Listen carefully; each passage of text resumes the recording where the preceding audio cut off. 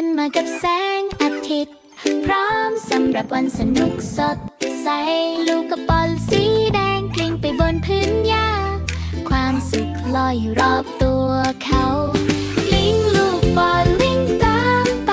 เพื่อนที่ดีจะอยู่ด้วยกันเสมอผ่านทุ่งหญ้าไกลต้นไม้สนุกและหัวเราะมีแค่ฉันกับเธออ๋อไม่นะลูกบอลกลิ้งไปไกลสันในฝันกลางวันแต่เป็นประกายเหมือนดาวไมโลมาช่วยอย่างรวดเร็วทั้งคู่ช่วยกันหาทั้งบนและล่างกลิ้งลูกบอลวิ่งตามไปเพื่อนที่ดีจะอยู่ด้วยกันเสมอผ่านทุ่งหญ้าไกลต้นไม้สนุกและหัวเราะว่ามีแค่ฉันกับเธอใต้พุ่มไม้ข้างก้อนหินพวกเขามองหาทุกที่ไม่เคยเดียวดายทันใดนั้นไมโลเห็นลูกบอลสันในเฟอร์รีบวิ่งไปด้วยความดีใจ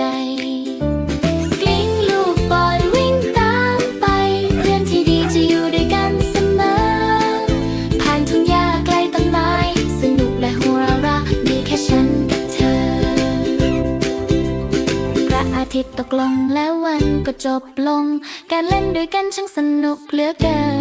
นสันในเฟอร์กอดลูกบอลไว้แน่นไม่ลอยยิ้มเบาเบอร์ในแสงยามเย็น